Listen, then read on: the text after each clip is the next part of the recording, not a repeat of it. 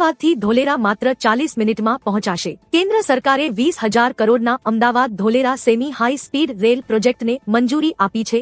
134 કિમીનું અંતર કાપતી આ ટ્રેન 200 કિમી પ્રતિ કલાકની ઝડપે દોડશે, જેનાથી મુસાફરી માત્ર 40 મિનિટમાં પૂર્ણ થશે। અશ્વિની વૈષ્ણવે આ પ્રોજેક્ટને ગેમચેન્જર ગણાવ્યો છે। 3.18 લાખ કરોડના વિવિધ રેલ પ્રોજેક્ટ્સ અંતર્ગત આ નિર્ણય લેવાયો છે, જે ગુજરાતના ઇન્ફ્રાસ્ટ્રક્ચર ક્ષેત્રે નવી ક્રાંતિ લાવશે। પીએમ મોદી 12-15 ગાડીનો કાફલો છોડી માત્ર 2 કાર સાથે નીકળ્યા। વડાપ્રધાન નરેન્દ્ર મોદીએ બુધવારે પેટ્રોલ ડીઝલ બચતના સંદેશને વ્યવહારમાં મૂકતા માત્ર 2 કારના કાફલા સાથે નીકળ્યા હતા। સામાન્ય રીતે તેમના કાફલામાં 12 થી 15 વાહનો હોય છે। હવે એક ગાડીમાં વડાપ્રધાન અને બીજીમાં એસપીજી સુરક્ષાકર્મીઓ રહેશે। વડાપ્રધાનની અપીલને અનુસરીને ગૃહમંત્રી અમિત શાહ અને કેન્દ્રીય સ્વાસ્થ્ય મંત્રી જેપી નડ્ડાએ પણ પોતાના કાફલાની સંખ્યા ઘટાડી દીધી છે। પેટ્રોલ ડીઝલ બચત માટે સરકારનો મોટો નિર્ણય। રાજ્ય સરકારે ઇંધણ બચત અને ખર્ચ ઘટાડવા માટે મહત્વના નિર્ણયો લીધા છે। ઋષિકેશ પટેલે જણાવ્યું કે વડાપ્રધાનની અપીલને અનુસરીને મુખ્યમંત્રીના કોન્વોયમાં હવે માત્ર 2 વાહનો રહેશે। હેલિકોપ્ટરનો ઉપયોગ ટાળવામાં આવશે અને બહારગામના કાર્યક્રમો વર્ચ્યુઅલ રીતે યોજવામાં આવશે। સરકારી કચેરીઓમાં એસી, લાઇટ અને પંખા અધિકારીઓ હાજર ન હોય ત્યારે બંધ રાખવાના આદેશ આપવામાં આવ્યા છે। દેશમાં ચોમાસું સમય કરતા 4-5 દિવસ વહેલું આવી શકે છે। દેશમાં ચોમાસું નિર્ધારિત સમય કરતા 4 થી 5 દિવસ વહેલું દસ્તક આપી શકે છે। સામાન્ય રીતે 1 જૂને કેરળ પહોંચતું ચોમાસું આ વખતે 25 થી 27 મે વચ્ચે પહોંચવાની શક્યતા છે। બંગાળની ખાડીમાં સર્જાયેલી સિસ્ટમના કારણે આમ થઈ રહ્યું છે। ગુજરાતમાં ચોમાસાનું આગમન 15 જૂનની આસપાસ થઈ શકે છે। મોદી સરકારનો મોટો નિર્ણય। ભારત સરકારે દેશમાં ખાંડની ઉપલબ્ધતા જાળવવા અને વધતી કિંમતોને અંકુશમાં લેવા માટે નિકાસ પર તાત્કાલિક પ્રતિબંધ લાદ્યો છે। આ પ્રતિબંધ 30 સપ્ટેમ્બર સુધી અથવા આગામી આદેશ સુધી અમલી રહેશે। જો કે આ આદેશ યુરોપિયન યુનિયન અને અમેરિકાને હાલના ટેરિફ ક્વોટા હેઠળ થતી નિકાસ પર લાગુ પડશે નહીં। સામાન્ય જનતાને મોંઘવારીમાંથી રાહત આપવા માટે કેન્દ્ર સરકારે આ મહત્વનું અને કડક પગલું ભર્યું છે। ગુજરાત પોલીસનો મોટો નિર્ણય। ગુજરાત પોલીસની છબી સુધારવા માટે ડીજીપી ડોક્ટર કે.એલ.એન. રાવે મહત્વનો આદેશ જારી કર્યો છે। હવે પોલીસ આરોપીઓને જાહેરમાં ફેરવી શકશે નહીં, વરઘોડો કાઢી શકશે નહીં કે અપમાનજનક સજા જેવી કોઈપણ પ્રવૃત્તિ કરી શકશે નહીં। સુપ્રીમ કોર્ટ અને હાઈકોર્ટના ચુકાદાઓને આધારે આ માર્ગદર્શિકા જારી કરવામાં આવી છે। આરોપીઓ સાથે માનવીય વર્તન કરવું અને તેમનું આત્મસન્માન જાળવવું પોલીસની ફરજ રહેશે। મોદી કેબિનેટના મોટા નિર્ણયો। પીએમ મોદીની અધ્યક્ષતામાં મળેલી કેબિનેટ બેઠકમાં મહત્વના નિર્ણયો લેવાયા છે। 14 ખરીફ પાકોના એમએસપીમાં વધારો કરવામાં આવ્યો છે। સૂર્યમુખીના ભાવમાં સૌથી વધુ 622 પ્રતિ ક્વિન્ટલનો વધારો કરાયો છે। ગુજરાત માટે મોટી જાહેરાત કરતા અમદાવાદથી ધોલેરા વચ્ચે 20,000 કરોડના ખર્ચે દેશની પ્રથમ semi high speed double line rail પ્રોજેક્ટને મંજૂરી આપવામાં આવી છે। 37,000 કરોડના કોલસા ગેસિફિકેશન પ્રોજેક્ટને પણ મંજૂરી મળી છે।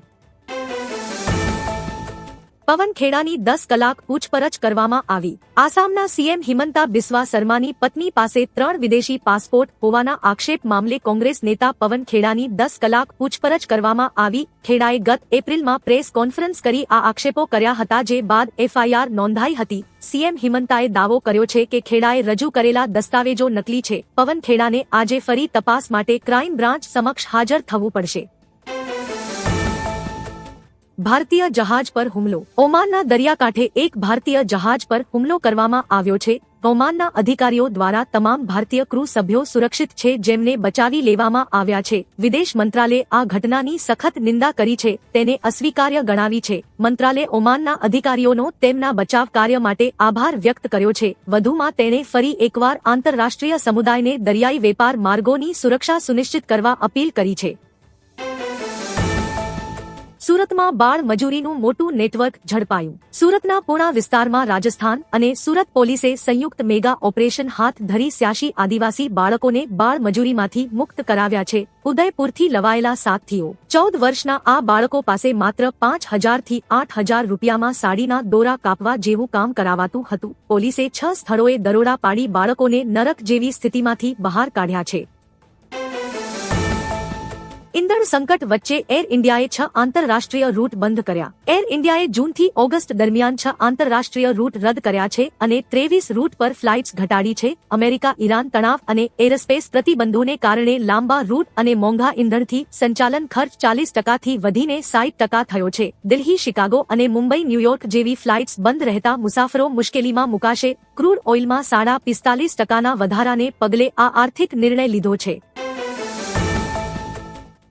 ઓમાનથી ગુજરાત સુધી 40,000 કરોડના ગેસ પાઇપલાઇન બનશે. ભારત હોર્મુઝના તણાવને બાયપાસ કરવા ઓમાનથી ગુજરાત સુધી 40,000 કરોડના ખર્ચે લગભગ 2,000 કિમી લાંબી દરિયાઈ ગેસ પાઇપલાઇનની યોજના પર કામ કરી રહ્યું છે. આ પાઇપલાઇનથી દરરોજ 31 MMSCD ગેસ લાવી શકાશે, જેનાથી ઉર્જા સુરક્ષા વધશે. પેટ્રોલિયમ મંત્રાલય અનુસાર પ્રોજેક્ટને મંજૂરી મળ્યા બાદ પૂર્ણ થવામાં 5 થી 7 વર્ષ લાગી શકે છે.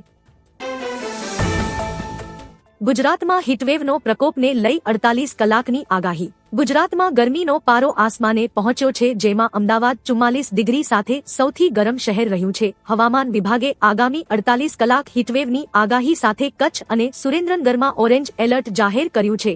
રાજ્યના 10 શહેરોમાં તાપમાન 42 ડિગ્રીને પાર કરી ગયું છે. જો કે સુરતમાં તાપમાનમાં 8 ડિગ્રીનો ઘટાડો નોંધાયો હતો.